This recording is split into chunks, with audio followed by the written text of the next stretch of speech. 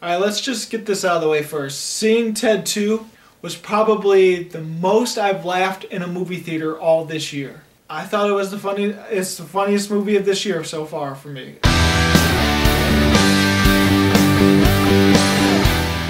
So Ted 2 is obviously a sequel to Ted, which is a film that surprised a lot of people and was the first film that Seth MacFarlane directed. In Ted 2, the talking stuffed bear that was wished to life is now married to his girlfriend Tammy Lynn. After having some marital problems, Ted feels that maybe the best way to strengthen their marriage is by having a kid. Well, of course, a teddy bear cannot make children because he's a stuffed bear and doesn't really have a penis. They have to adopt a child or have to do something. And so complications occur, and eventually government gets wind of Ted and they say, you know what, Ted, you're not a person because you're a stuffed bear.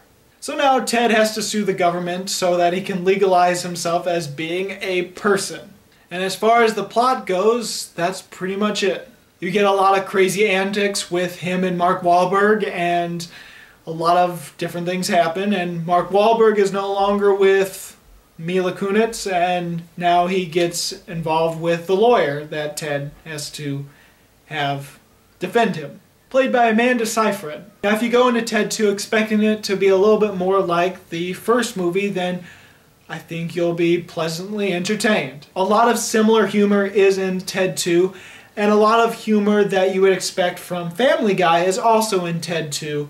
Not to say that there's some Family Guy humor in Ted as well, but it's in Ted 2 as well. And that's fine by me because myself, my dad, my sister, and my cousin, and a lot of family members, we're all big fans of Family Guy. And to be fair, the comedy worked in this movie. Now I get it, comedy is a little hard to judge because some things are funny to people that aren't funny to others. And there's probably plenty of humor in Ted 2 that other people wouldn't like. I pretty much loved all the humor in Ted 2. Not only did I laugh at the humor, but I felt that the plot was a little more focused than the original Ted, and some of the philosophical questions that could happen was quite interesting. I know, it's a comedy, it's Seth MacFarlane, it's not that philosophical, but for that particular genre and for that particular director, it is pretty philosophical compared to anything else he's done or anything else a lot of other comedies have done.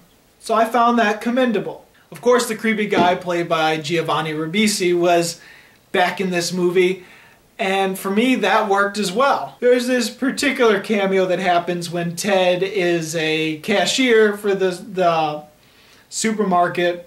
It was one of the funniest things I've seen in years. I have to admit that I was laughing so hard that I was crying, and I haven't felt that way for a comedy in several years. It's crazy for me to say that, but at least a decade, and that's kind of crazy for me saying that because I'm 25. But that whole scene was so crazy that I almost recommend anyone seeing it just for that scene at least, because I can't imagine anyone not laughing at that scene. And there's this particular parody that happens where my father was laughing. I saw him bent forward holding the seat. Thankfully the seat was empty, of course, because there wasn't that many people in the theater. And he was holding the seat, back of the seat in front of him, and he was just like, just had his head down, just laughing. And I knew it was particularly funny to him because they say this one line that he always says for that particular movie that they parodied. I can't speak. Of course, the chemistry with Mark Wahlberg and Seth MacFarlane is just as great as the first Ted movie. There's some scenes that I wasn't sure if I should take it seriously or laugh at because there's some moments where it's pretty serious and it seems like it's really serious, but then a joke happens right after that serious moment and it's like, oh, maybe it was just supposed to be funny, you know? And with that said, when it actually gets really serious towards the end of the movie, it really didn't work as well as it did for the first one. And I know a lot of people felt like it was getting too serious in the first Ted movie, but for me it worked because it built up to it, and it started getting creepy and started getting almost dark humor type creepiness, and then it led up to a serious moment. And so in Ted, I bought the seriousness, but in Ted 2, when it gets serious and it gets to a point where someone is critically injured and it just doesn't work as well as the first movie did for me. And when it didn't work at all for people in Ted 1, it's not going to work at all for Ted 2.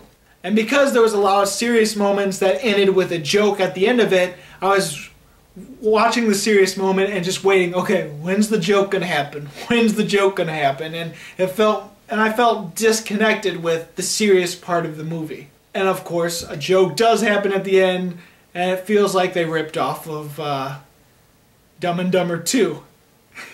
In all honesty, even the immature jokes and the crazy antics that they go through, I was laughing the whole way through. And when a comedy makes you laugh, then it's successful as being a comedy. And it's so funny for me that I'm still trying to decide whether I like it just as much as the first Ted, or if I like Ted 2 even more than Ted, because I know my dad liked Ted 2 even more than Ted, and I'm on the fence right now. I can't decide. But either way, I'm going to give Ted 2 the same score I would give Ted, and that is 4 stars. I found it the funniest movie of the year so far, and obviously the comedy is not going to work for everyone, because that's pretty much what almost any comedy or any horror movie, it's going to work for some people while it won't work for others. So have you seen Ted 2? What did you think about it? Go ahead and comment. If you haven't seen Ted 2, what is the funniest movie you've seen? And as always, this is Bruce Gifford, and this was Just My Opinion.